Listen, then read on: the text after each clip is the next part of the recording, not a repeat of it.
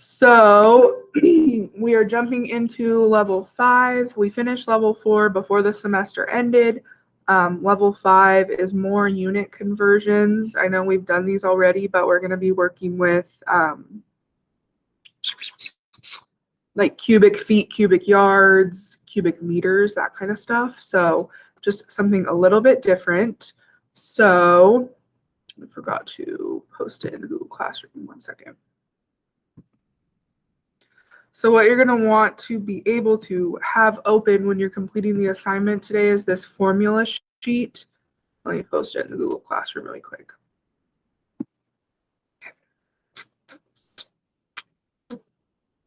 And so it looks like this. And when you do take the work keys test, like the final test on the computer at the end of the year, you will be given this formula sheet. So it's the exact one you'll see on the test. So we're going to get used to it. But you'll need to be able to use this to see, okay, 1 square foot is 144 square inches. That's what I'm going to use to convert my whatever it's asking to convert. So we're going to go ahead and get started. The first one is cubic feet to cubic yards. So I'm going to come here and look for cubic feet right here. 27 cubic feet equals 1 cubic yard. So I'm going to write that down.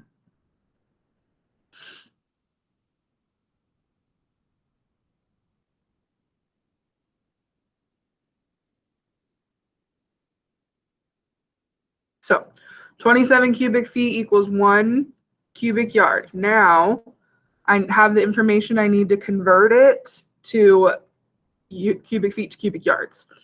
So remember, if you're going a smaller unit to a bigger unit, so a yard is bigger than a foot, you divide. And if we go big to small, we multiply. So I'm going to divide. So I'm going to take my number it gives me, 78, and then I'm going to divide it by my number I got from my formula sheet to get my answer. So 78 divided by 27, I plug that into my calculator and I get 2.9 cubic yards.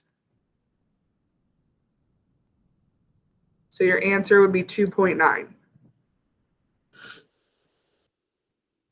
Okay, so what you need to remember is that if we're going small to big, we divide, big, multiply.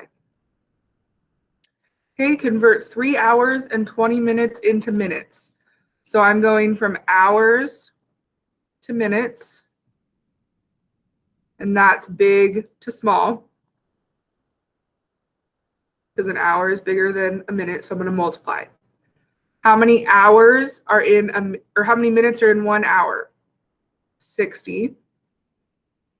I can look at the conversion chart for that, or that's one I kind of have memorized because it's something we just know. But if you're unsure, you can always go back to my conversion chart and look for time conversions. So I'm going to do 3 hours to minutes. So I'm going to go 3 hours times 60 minutes gives me 180 minutes, because 3 times 60 is 180. Then I have this leftover minutes, but it wants my answers in minutes. So I'm going to just keep this as a 20 and add it to my 180 so that my answer is all in minutes. So 180 plus 20 gives me 200. Any questions so far?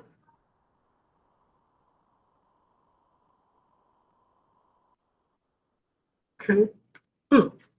Okay, one more, convert 6 gallons to quarts. So I'm going to come up here and look. And right here I see that 1 gallon equals 4 quarts.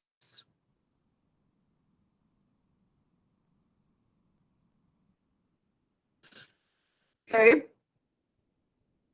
So 6 gallons to quarts. So gallons are bigger than a quart. So I'm going from big to small.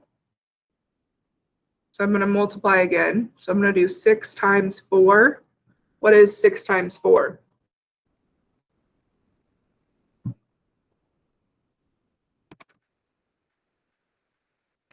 $24, yes. So 24 quarts equals 6 gallons. So that's my answer. Okay.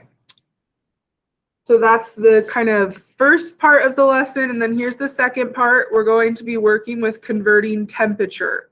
So you might have done this before in science class.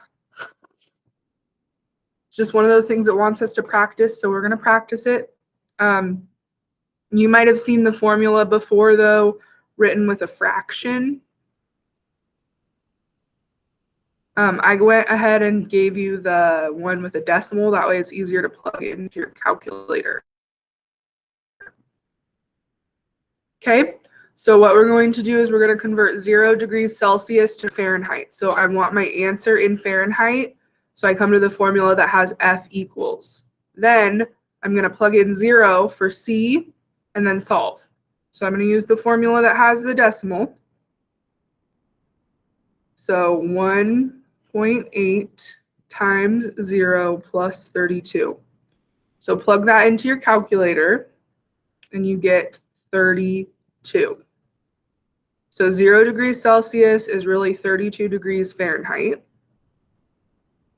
Now the second one wants us to convert 100 degrees Fahrenheit to Celsius.